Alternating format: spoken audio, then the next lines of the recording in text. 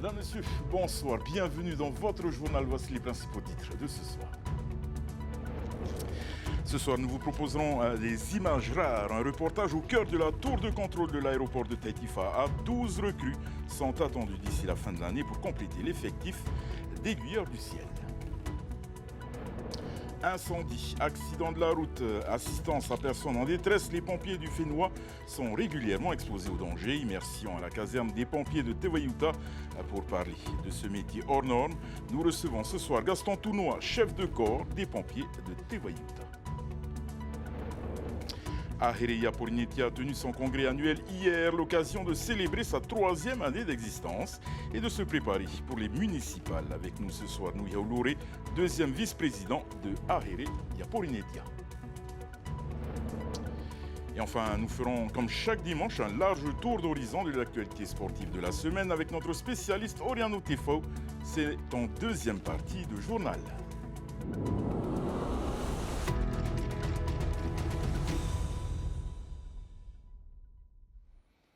Immersion au cœur de la tour de contrôle de l'aéroport de Taïtifa. Souvenez-vous, le service de contrôle aérien n'avait pas pu assurer pendant quelques heures dans la nuit donc du 3 au 4 janvier dernier une situation inédite liée à un problème d'effectifs. 12 recrues sont prévues d'ici la fin de l'année. Exceptionnellement, notre journaliste Thomas Chabrol a pu rencontrer les contrôleurs aériens sur leur lieu de travail. Reportage. Zulu, piste 04, autorisé au décollage, le vent 010 degrés 14 nœuds.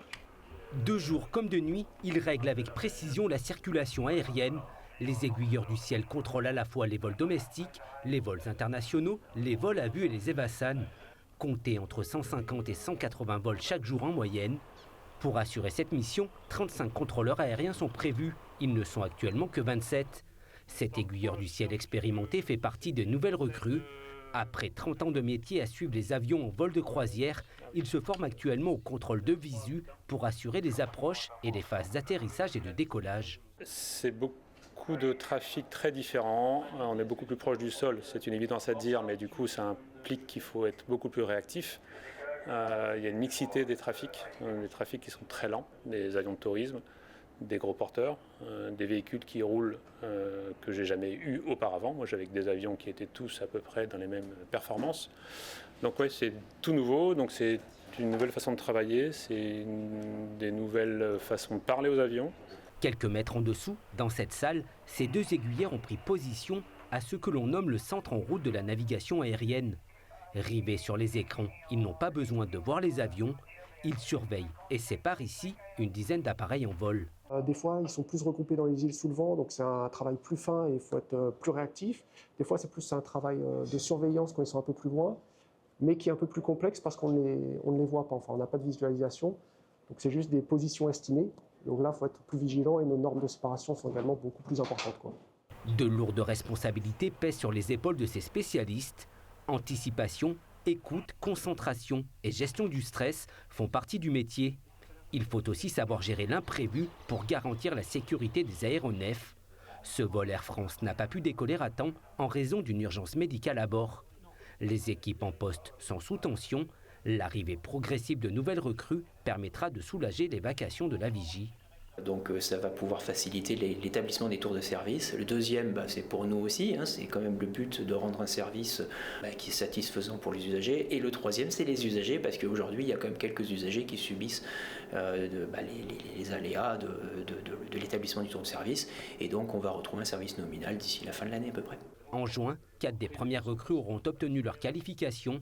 D'ici la fin de l'année, les 12 nouveaux aiguilleurs du ciel seront pleinement opérationnels. Et un homme de 51 ans a été retrouvé mort près de la plage de Matira, Bora Bora, cet après-midi. Selon la gendarmerie, ce windsurfer aurait fait une mauvaise chute dans le lagon avant de se noyer. Le corps a été remis à sa famille. Ils sont fréquemment exposés à des dangers. Ils interviennent sur des incendies, des accidents de la route, portent assistance à des personnes en détresse, voire à des animaux domestiques en difficulté. À Tewayuta, comme dans les autres casernes, on se forme pour être prêt à tous les cas de figure. Reportage. La section de chauffeur. Quand on les voit, c'est qu'ils sont en intervention, souvent sirène hurlante, mais pour assurer leurs missions multiples, les sapeurs-pompiers de la caserne de Tevayuta doivent faire preuve d'une grande polyvalence. À l'abri des regards, ils se mettent en permanence en situation et répètent des exercices. Toujours rester opérationnel, de maintenir nos compétences, car toute intervention, quel que soit, peut arriver à tout moment. Donc il faut que nous soyons prêts pour n'importe quelle intervention, d'où les manœuvres que nous avons effectuées aujourd'hui. La caserne est dotée d'un équipement de pointe pour intervenir dans tout type d'environnement. On a aussi des manœuvres spécifiques comme le grimpe qui est derrière nous, un sauvetage en milieu périlleux. On peut faire aussi du sauvetage en mer parce que nous avons des sauveteurs aquatiques. Et on peut intervenir ici en cas d'incendie en milieu urbain et aussi en feu de forêt. Dans un des exercices, une personne est piégée dans le véhicule. Impossible d'en sortir sans assistance. Le but des pompiers est d'agir au plus vite avec méthode avant que le véhicule explose. Notre manœuvre de la garde, ça a été justement de pouvoir dépavillonner, donc de pouvoir effectuer le retrait justement de l'habitacle avant du véhicule, afin de pouvoir atteindre la victime et la médicaliser avec une équipe de secours médicaux. Tevayuta compte 35 pompiers. Tous les jours, ils s'entraînent pour maintenir le niveau de compétence. Des exercices auxquels participent aussi des collègues des communes avoisinantes. Et pour en parler avec nous ce soir, Gaston Tounois, chef de corps des sapeurs-pompiers de Tevayuta et président de la Fédération des sapeurs-pompiers de Polynésie française. Yorana, Gaston. Yorana Nelson. Alors, merci d'avoir accepté notre invitation. C'est un peu votre deuxième maison, la caserne de Tevayuta. On a tendance à croire que les pompiers interviennent exclusivement sur des missions de sécurité routière, mais ce n'est pas le cas. Tout à fait. Donc, avant tout, je voudrais remercier TNTV de m'avoir invité ce soir et surtout la population de la Polynésie française qui nous écoute ce soir. Mais comme tu le dis, les missions, elles sont vastes. Nos missions des sapeurs-pompiers, ils ne font pas que du secours à personne. Et donc là, nous aussi, on est confrontés aussi de ces situations, des transports matières dangereuses, sur des risques qui sont apportés, et puis les accidents, des sauvetages aquatiques en mer, et même aussi en milieu périlleux, donc en montagne. Donc on est confronté à tout risque qui pourra nous appeler. Bon, à simple coup de fil, lorsqu'on est. C'est pour ça, l'idée, c'est vraiment de garder cette compétence-là pour les sapeurs-pompiers, pour permettre à tous les sapeurs-pompiers de toutes les communes de la Polynésie française de pouvoir maintenir cet acquis. Justement, vous parliez des risques industriels. Est-ce que vous pouvez nous donner un exemple FAA peut-être pour Agritech? Agritech aussi, c'est industriel, sauf que à l'intérieur, tout ce qui brûle, c'est des produits chimiques. Donc il faut que les sapeurs-pompiers puissent se maintenir prêts et d'utiliser le matériel qui sont mis à disposition pour les sapeurs-pompiers, d'où la raison d'un planning de travail qui est mis en place pour les sapeurs-pompiers, d'où je voudrais remercier aussi le maire de la commune de Tevayuta qui nous soutiennent beaucoup sur nos projets à venir et tout ça, et surtout avait eu une idée de mettre en place un caisson de feu, parce que là aujourd'hui on est en train de s'adapter. Donc demain c'est pas de l'adaptation que nous voulons pour avoir la performance sur nos sapeurs-pompiers, c'est plutôt de la qualité et puis de permettre aux sapeurs-pompiers d'intervenir dans des conditions difficiles. Surtout quand on est en face d'un feu. Vous avez vu dernièrement en face de la gendarmerie le feu qu'il y avait. Heureusement qu'il n'y avait pas eu de propagation, tout ça. L'idée, c'est de travailler en collaboration avec toutes les communes. Vous dites, quand on est pompier, l'accent doit être mis sur la formation en continu. Pourquoi est-ce si important? C'est tous les ans. Et donc ensuite, sur le planning de travail, de tous les jours, c'est pour permettre aux sapeurs-pompiers, parce que tout le monde dit de nous, notre rôle, c'est que du secours à personne. Non, c'est pas que de l'accident. Parce qu'il faut qu'on soit performant sur différents risques. Parce que les risques qui sont incombés sur les pompiers, il y a plusieurs risques. Nous, on passe presque 80% de notre vie sur notre métier de sapeur-pompier, que 20% à la famille. Et d'ailleurs, je voudrais vraiment remercier la famille, parce que c'est grâce à la famille, le soutien familial, qui nous a permis à nous, pour pouvoir permettre de travailler dans des conditions difficile. Mais donc mon soutien, mon appel à toute la Polynésie française, c'est que les pompiers, il faut qu'on essaye de maintenir notre qualité. Justement, la solidarité, hein, c'est un élément majeur. Hein. C'est très important pour vous. C'est très important parce que nous, dans toutes les communes, on peut intervenir dans toutes les communes. Ça dépend des communes qui souhaiteraient. Donc nous, on est là pour pouvoir rendre. Et puis de tout ça, c'est que moi, en tant que président des sapeurs-pompiers de Polynésie, c'est vraiment de les accompagner par le biais entre moi, en tant que président de la Fédération polynésienne des sapeurs-pompiers, et la Fédération nationale, de travailler en lien avec la Fédération nationale des sapeurs-pompiers de France. Et avoir plus d'échanges avec Tout à fait. Depuis 2025, la géolocalisation est possible. Qu'est-ce que cela a changé concrètement sur le terrain? Donc, c'est-à-dire que lorsque ces personnes-là, que ce soit n'importe où, donc lorsqu'ils appelleront de leur téléphone, donc tout de suite, ils seront géolocalisés par rapport à leur appel. Donc, on leur demandera de ne pas bouger. Et c'est plus facile. Et si c'est en mer, donc soit le bateau il viendra sur place, ou sinon l'hélico viendra les chercher, que ce soit en montagne, que ce soit n'importe où. Donc au moins que ça facilite, et pour avoir l'intervention rapide des sapeurs-pompiers pour intervenir sur le lieu du sinistre. Gaston Tounois, merci beaucoup d'avoir accepté notre invitation, et on vous souhaite bien évidemment un grand faituito et une bonne continuation dans votre métier. Maro.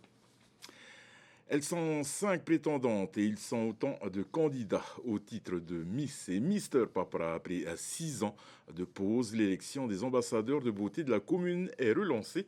Plus d'un demi-siècle après Mira Vehiatua, le comité espère voir donc un enfant de la commune ramener le titre de Miss Tahiti. Laure Philibert et Mataï Hourey ont assisté pour nous aux premières répétitions. Le casting est bouclé, les candidats à Miss et Mister Papara démarrent les répétitions. C'est un nouveau comité, l'association Heivaro i Papara, qui pilote les opérations. Depuis mi-janvier jusqu'au 9 mars, on a galéré pour recruter les filles et les garçons. Le miracle a opéré le jour J, le dernier jour de la clôture des inscriptions. C'était incroyable. Après leurs cours, les étudiants investissent la maison pour tous. Ils y apprennent les rudiments d'un défilé.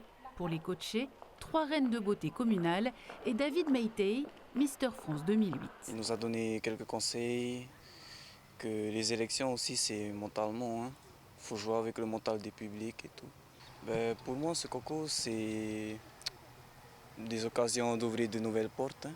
Vaincre ma timidité, les défauts qu'on a. Pour Kahealani, la Benjamine, c'est une expérience inédite. Je me suis engagée dans Miss Papara 2025 pour me surpasser, pour voir ce que je vaux, pour découvrir l'univers des Miss et Mystères. L'élection se déroulera le 10 mai prochain sur le site de Hotumaru. Si l'heureux élu pourra participer à l'élection de Mister Tahiti 2025, ce n'est pas le cas de la gagnante qui devra attendre 2026 pour espérer ravir la couronne de Miss Tahiti. Hereia Polynésia a organisé son congrès hier à Papeete, l'occasion de célébrer les 3 années d'existence du parti et de dresser le bilan de l'action politique du mouvement. À l'occasion de la réunion, une nouvelle instance a été créée, le Conseil des présidents de fédération, avec un objectif en vue, les municipales qui arrivent à grands pas. Pour parler des ambitions du jeune parti, nous recevons ce soir Nuihaulori Yorana. Alors on vient de le voir, Hereia Polynésia vient de fêter ses 3 années d'existence. Aujourd'hui, le parti compte se concentrer sur les municipales en mars 2026. Quels objectifs vous fixez-vous pour cette élection de proximité? Déjà, le premier objectif, c'était de réunir toutes les fédérations à l'occasion des 3 ans de Hereia Polynésia et effectivement de définir tous ensemble la stratégie pour ces élections communales qui sont très importantes parce que finalement en 3 ans on a réussi à gagner nos places à l'Assemblée de la Polynésie française, à assurer l'élection d'une députée à l'Assemblée nationale, et je pense qu'il est important maintenant d'avoir une vraie assise locale au travers de l'ensemble des communes, des 48 communes de Polynésie. Et l'objectif que nous nous sommes fixés, c'est effectivement d'essayer d'atteindre 30% des conseils municipaux en nombre de conseillers ou d'adjoints au maire, et comme je le disais, d'asseoir vraiment une présence locale. Vous comptez obtenir des mairies? Combien de conseillers vous cherchez à obtenir? C'est difficile de dire précisément les choses, puisque d'abord c'est une élection locale, il n'y a pas d'enjeu territorial, il y a surtout des équipes de terrain qui parfois souhaitent aller seules à ces élections, qui se sentent suffisamment en confiance, qui ont développé un programme, d'autres travaillent en concertation avec d'autres équipes aussi qui se préparent. Et donc, c'est chaque fédération qui va finalement définir sa propre stratégie en fonction de la situation locale. C'est vrai que la situation des communes, des îles, celle de Tahiti n'est pas la même, et la capacité des équipes à s'entendre n'est pas la même aussi. Et comment comptez-vous vous y prendre justement?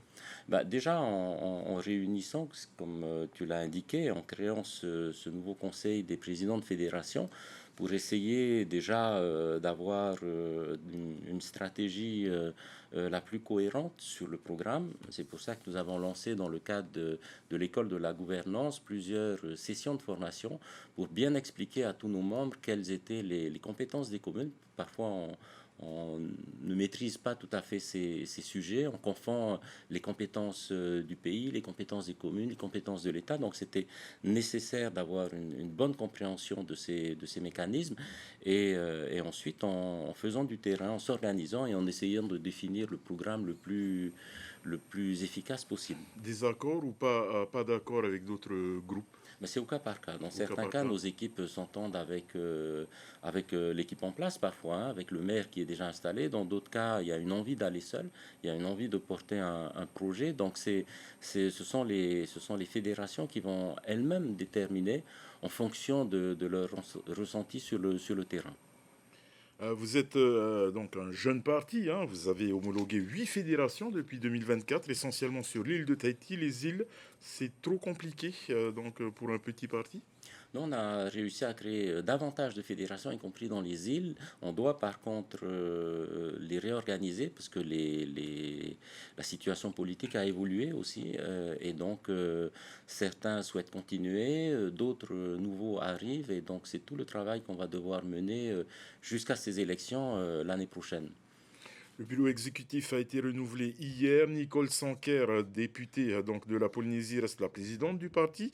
Félix Tokorangi devient le vice-président. Et vous restez également le deuxième vice-président du parti. Comment on reprend les mêmes et on recommence? Non, en fait, c'est vrai qu'il y a une stabilité dans l'équipe de direction du parti. Par contre, ce qu'on a souhaité faire, au-delà de la création de ce conseil des présidents de fédération, c'est de renouveler le bureau exécutif. On a fait entrer de nouvelles personnes qui se sont impliquées depuis plus de 2 ans déjà, qui ont suivi les formations qui ont été dispensées à l'école de la gouvernance et qui avaient envie aussi de participer à ces élections. Donc, il y a eu un vrai renouvellement au sein du bureau exécutif. Par contre, c'est vrai que la présidence et les 2 vice-présidences n'ont pas changé. Merci beaucoup, Néolori, d'être venu sur ce plateau. Merci. Maruru.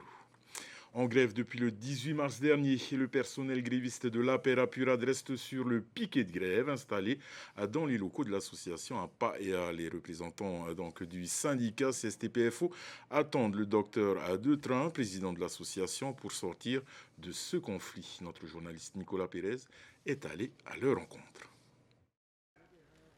Au 12e jour de grève, les salariés de l'association APR Apurad n'en démordent pas.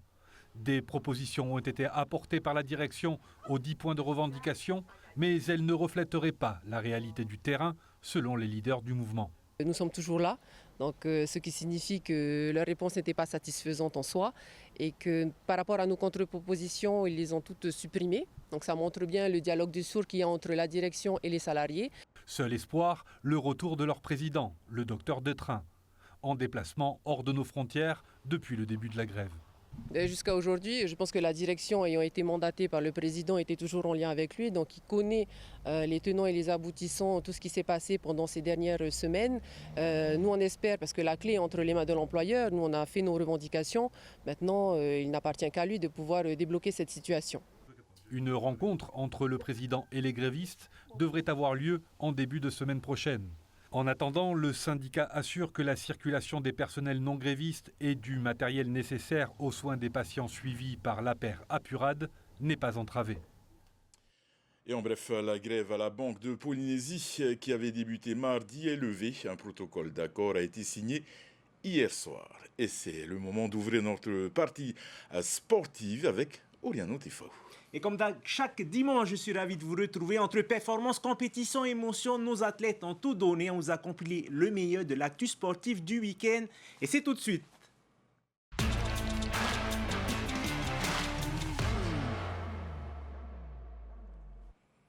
Ils étaient plus de 1000 coureurs réunis ce week-end en Punahou pour la 34e édition du marathon de Moorea. Et sur la course sereine de 42 km, Adrien Toukas l'emporte en 2h27 minutes. Et du côté des dames, Aurélie Stilland signe une deuxième victoire de suite au marathon de Moorea. Désiré Teivao était sur place. Adrien Toukas très facile sur les routes de Moorea. Celui qui s'est classé 12e du marathon de Paris l'année dernière a survolé les débats dans la baie de Opunohu. Il boucle les 42 km en moins de 2h30. Ça s'est vraiment bien passé. Je pensais souffrir de la chaleur et au final, j'ai vraiment bien géré mon allure, les ravitaux. Je me suis ravitaillé à tous les ravitaux, arrosé pour faire tomber la température. Et j'ai eu la chance de ne pas avoir de coup de chaud. Donc ça s'est passé parfaitement. Pas de coup de mou, pas de maux de ventre, pas de jambes lourdes. Marathon parfait, quoi. À plus de 8 minutes du vainqueur, Damien Trocnet s'offre de nouveau la deuxième place sur le marathon de Moorea. S'il a tenu la cadence d'Adrien Toukas sur les 10 premiers kilomètres, le sociétaire du VSOP s'est rendu à l'évidence et a préféré assurer la deuxième place. C'est toujours intéressant de se frotter au haut niveau.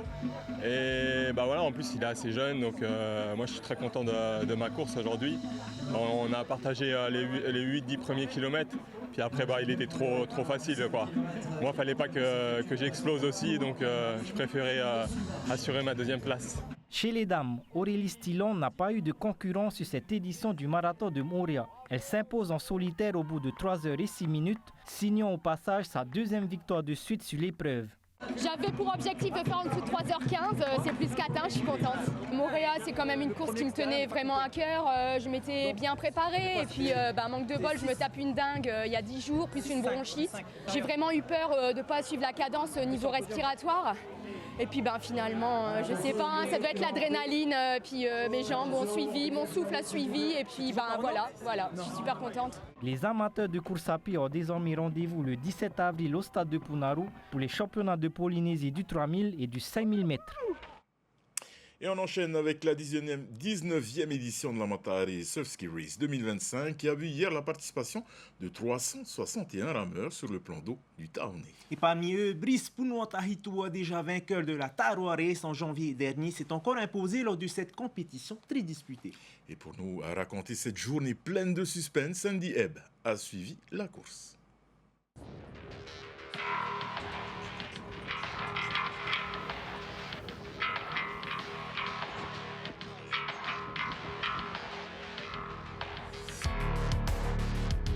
Les stand-up paddles s'élancent depuis la ligne de départ des courses de vitesse. Les dames, cadets, juniors, vétérans et seniors, eux, partent de la plage avec 15 minutes d'intervalle. Les jeunes catégories, les dames et les vétérans 60 ans et les jeunes kayakistes vont parcourir 12 km dans le lagon. Les autres prennent la passe du Taoné, cap sur celle de Tapuna pour une arrivée sur la plage du parc Verhey. Malheureusement pour le parcours intérieur, les 12 km, maintenant il y a un décret qui est sorti qui est strictement interdit pour les compétiteurs de sortir et de rentrer par la passe de Papeete. C'est pour cela qu'on a mis le parcours intérieur pour les cadets, les cadettes, open dames et les jeunes et kayakistes aussi, les petits jeunes kayak et les vétérans 60. Au large, pas de houle mais du clapot avec lequel il faut conjuguer. À chacun sa technique pour faire au mieux. Dès le départ, tu vois que tout le monde est là. Voilà, tout le monde a faim. Tu fais une, deux erreurs, ça y est, tu es hors des 5. Tu fais une troisième erreur, tu es hors des 15. C'est là que tu vois qu'il y a du haut niveau.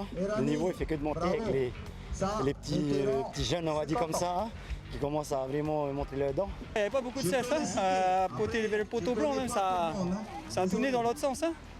Bon, c'est la rue, hein, Dame Nature qui choisit les conditions, on fait avec. Hein. Oui, sympa, toujours sympa d'être là.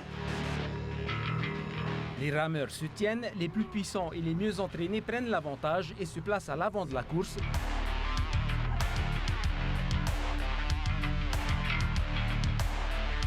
Finalement, Brice Pounout Ahitua remporte haut la main la victoire. Il vient à bout des 20 km en 1h41 minutes 14 secondes. Steve Tehout Atta arrive deuxième, 1 minute 13 secondes plus tard, et Darren Arbulo prend la troisième place. Encore ravi d'être fini sur le podium. Hein. Encore une fois, Brice qui a montré qu'il était au-dessus du lot là, dès qu'il y avait le vent de face. Et bon, j'ai réussi à tirer mon épingle du jeu là à l'entrée. J'ai vu qu'il n'y avait pas de poteau à tourner. Bon, j'ai pris le chemin le plus court. Hein. Désolé aux copains d'arène, je pense que sans ça, il aurait sûrement fini deuxième. En Open Dame, Nathalie Sommer monte sur la plus haute marche du podium devant Ranitea Mamatoui et Marguerite Temayana. Prochain rendez-vous, la Te-Eito Manihi le 4 avril prochain. Hier matin, la salle fédérale de Punaru a vibré au rythme des haltères lors des championnats de Polynésie. Et l'événement a réuni pas moins de 20 athlètes, dont quelques jeunes qui ont apporté un vent de fraîcheur sur la discipline. Et oui, les détails dans ce reportage.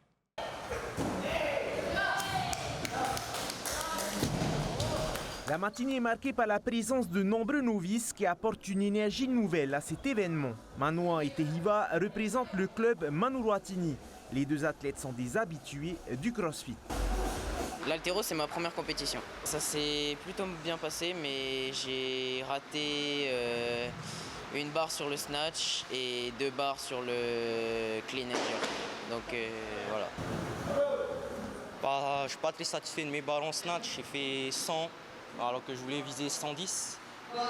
Niveau clean and jerk, ça va, c'est satisfait. Une belle barre à 120 parce que il y a une semaine, j'ai dû faire une perte de poids. Du coup, les barres que j'ai fait aujourd'hui, assez satisfait par rapport à ce que j'ai fait la semaine dernière. Même si Manon est avant tout un compétiteur de jiu-jitsu brésilien, le CrossFit est un bon complément pour ses entraînements. Aujourd'hui, il maîtrise les gestes classiques de l'haltérophilie, l'arraché et l'épaule jetée. À la base, on m'a mis au CrossFit pour gagner en force pour les compétitions de jiu-jitsu.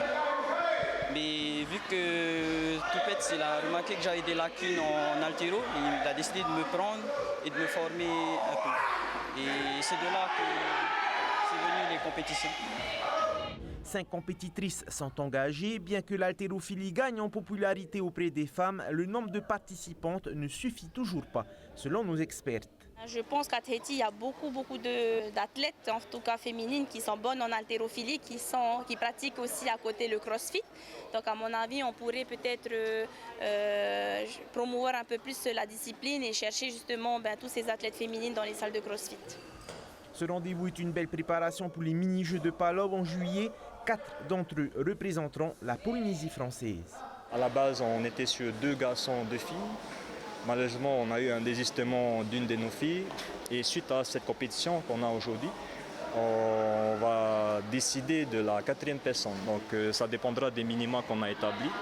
Et j'espère qu'au vu des résultats, on aura quand même une fille sélectionnée qui répond aux critères. La présidente de la Fédération tahitienne a également remis leur diplôme d'entraîneur reconnu par la Fédération internationale à Tehuari Buchin et Tuteari Eb, des certificats qui leur permettront d'accompagner les athlètes lors des mini-jeux de Palau. Et on parle sport de combat maintenant. Hier s'est disputé le premier Tahitian Martial Spirit Grappler Nogi à Taravo. Grosse participation avec plus de 370 compétiteurs sur les tapis. Il a représenté 28 clubs de Tahiti, mais également 2 Moorea, 2 Bora Bora et une équipe d'Australie. Toutes les catégories étaient engagées. La compétition a permis de récolter des fonds pour envoyer des athlètes de la Tahitian Martial Spirit au championnat du monde en mai. Au classement des clubs, Seasiders Papara remporte la première place devant Tamar Ipunaru et Tahitian Martial Spirit. Et tout de suite, on prend des nouvelles de nos représentants en beach soccer. Dans un peu plus d'1 mois, les Tikitois participeront à la Coupe du monde de beach soccer aux Seychelles. Leur préparation s'intensifie sur le sable, mais aussi en dehors. En effet, cette semaine, l'équipe était sur des terrains de padel pour une matinée détente et cohésion. Les précisions avec Olivier Huc.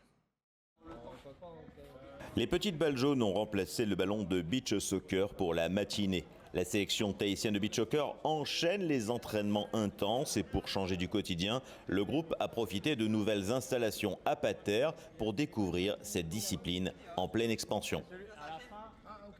Voilà, ça fait 3 semaines qu'on était en semaine forte, hein. Puis là on va entamer notre semaine faible, donc on change un peu de cadre aujourd'hui. On a des entraînements, on voit 2 à 3 fois par jour. Aujourd'hui c'est la découverte du padel, on est invité par Kevin. Un mini-tournoi avec des rotations a permis aux joueurs de découvrir ce sport pour certains ou montrer leur talent pour d'autres, mais tout cela dans une très belle ambiance. Béo, c'est toi qu'on appelle Djokovic? Écoute, là on a gagné, c'est normal, c'est normal qu'on appelle Djokovic. Hein. On a gagné 26 à 6 contre TAV et Ferrand. Ok, ça se passe bien? Oui, très bien. Très belle journée, en plus il fait beau, on a la chance, c'est top. Merci Djokovic. Il n'y a pas de souci. Merci, bon week-end. Sortir un peu de notre routine d'entraînement. Le coach a décidé de nous mettre un peu au padel. Voilà, un peu inspiré et surtout avoir de la cohésion entre nous. Et voilà, on s'amuse bien, il fait chaud et on fait de bons échanges. En marge de ces échanges, c'est bien sûr la Coupe du Monde qui occupe tous les esprits, mais outre la préparation physique, l'esprit guerrier et combatif a aussi été cultivé ces dernières semaines dans d'autres disciplines. Dans la préparation physique, on a intégré aussi le MMA. Hein. Donc c'est important également d'être prêt physiquement et d'être toujours lucide et de sortir de sa zone de confort. C'était l'objectif. Et aujourd'hui on est au paddle et comme d'habitude nous c'est tournoi, c'est compétition. Et puis voilà, et puis c'est stratégique aussi, c'est tactique. Donc on est là aussi pour travailler et se faire plaisir. Les Tikitoa connaîtront leurs adversaires très bientôt puisque le tirage au sort de la Coupe du Monde de beach soccer de la FIFA aura lieu dans une semaine.